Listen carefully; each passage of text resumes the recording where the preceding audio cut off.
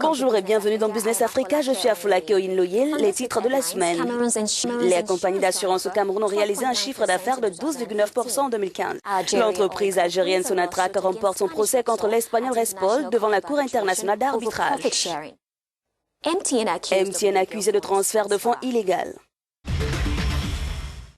L'assurance vie est en pleine croissance au Cameroun, même si ces produits représentent seulement 28% du marché dans l'assurance dans le pays. Les maisons d'assurance ont réalisé un chiffre d'affaires de 142 milliards de francs CFA, qui s'est traduit par une croissance de 12,94% en 2015. Un reportage de Jean-David Miyamle et Kenneth Karouri. La vingtaine de compagnies d'assurance agréées au Cameroun par la CIMA, la conférence interafricaine des marchés d'assurance, a réalisé un chiffre d'affaires global de 182,2 milliards de francs CFA, environ 305 millions de dollars en 2015, d'après l'Association des sociétés d'assurance du Cameroun, ASAC, en abrégé.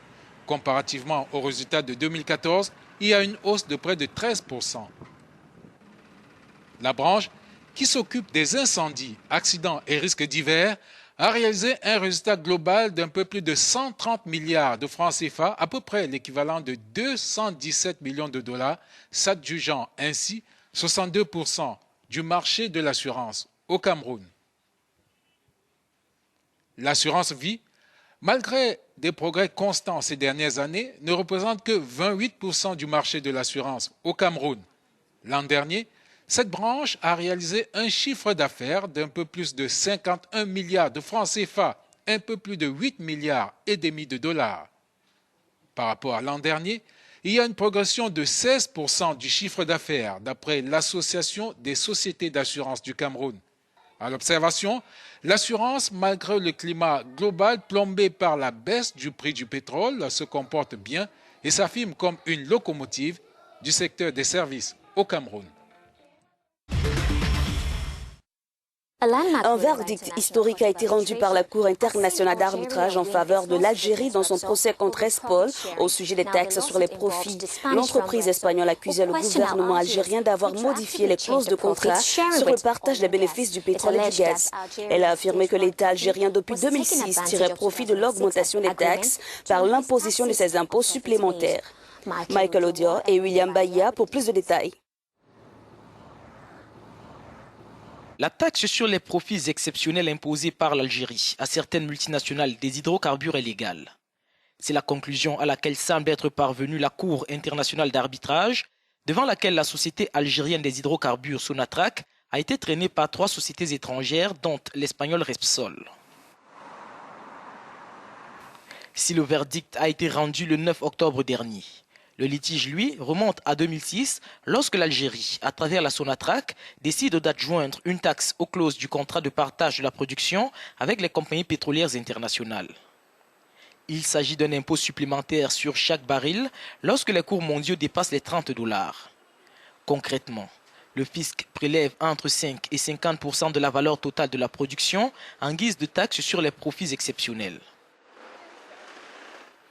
L'objectif d'Alger est simple.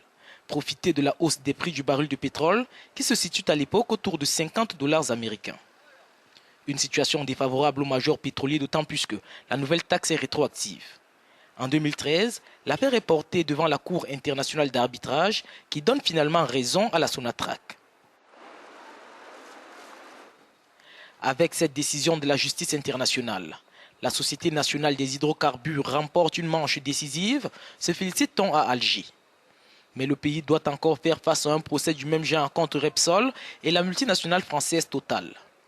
Les 2 compagnies revendiquent un dédommagement de 500 millions de dollars au fisc. Il y a 4 ans, l'Algérie a dû verser plus de 5 milliards de dollars aux compagnies américaines Anadarko et danoises AP Moller Myers afin d'éviter de perdre un arbitrage.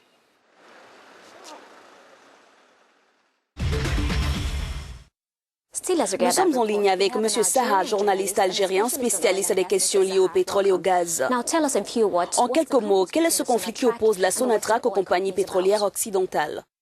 Quand le contrat avait été signé, c'était en 1990, un baril de pétrole valait $10. Donc, c'est sur la base de ce prix-là que le contrat a été signé, que les calculs pour l'investissement et le retour sur investissement étaient calculés. Après, à partir des années 2000, quand le pétrole a augmenté, il a dépassé les $30,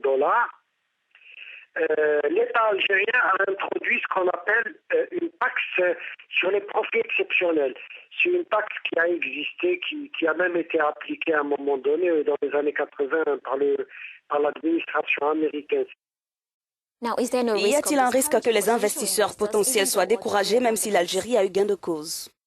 Il y a toujours, les États africains peuvent toujours consulter des cabinets de conseil, ils peuvent toujours aussi consulter dans le cadre de la coopération interafricaine, les pays qui ont de l'expérience sur ce plan-là. Il ne faudrait pas léser la compagnie étrangère qui investit. Quand une compagnie étrangère investit, elle prend le risque. Il faudrait qu'elle fasse un bénéfice, mais il faudrait aussi que l'État en Afrique, parce qu'il y a beaucoup de besoins, la situation n'est pas aussi commode que dans les autres régions du monde. Il faudrait que les États africains aussi prennent aussi leur part. Merci pour votre analyse. MTN, la plus grande entreprise de télécommunications d'Afrique, accusée d'avoir rapatrié illégalement du Nigeria 14 milliards de dollars sans autorisation. Selon le Sénat, MTN a su intelligemment transgresser les lois et réglementations du Nigeria, mais l'entreprise a omis d'obtenir un certificat de transfert de capitaux. Le Sénat a ajouté qu'MTN a pu profiter d'un système financier nigérian très poreux pour le déplacement illégal de fonds hors du pays. Amakojo et Narcisse Ndoumbe. La commission du Sénat nigérian qui s'occupe des banques, assurances et institutions financières étudie un transfert illégal présumé de 14 milliards de dollars hors du pays par le géant des télécommunications MTN. 4 banques, Stanbic IBTC Bank, Standard Chartered Bank, Citibank, Diamond Bank et le ministre du Commerce du Nigeria sont également interrogés sur leur présumée implication. La Chambre haute du Parlement nigérien a autorisé à la justice d'enquêter sur les soupçons de transfert d'argent effectués par la plus grande société de télécommunications d'Afrique à partir du Nigeria entre 2006 et 2016.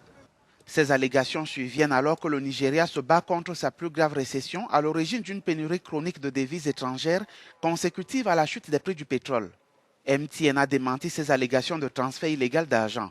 Cette situation, d'après des analystes, est à même de refroidir les relations entre MTN et Nigeria 3 mois après que la compagnie a accepté de payer une amende réduite de 330 milliards de naira pour régler à l'amiable un conflit relatif à des cartes SIM non enregistrées.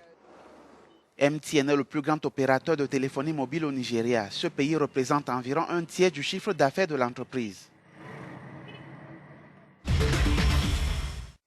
C'est ce reportage qui met un point final à notre magazine cette semaine. Merci de votre attention. Vos observations et suggestions sont attendues sur nos différentes plateformes en français et en anglais. Prenez soin de vous. À la semaine prochaine.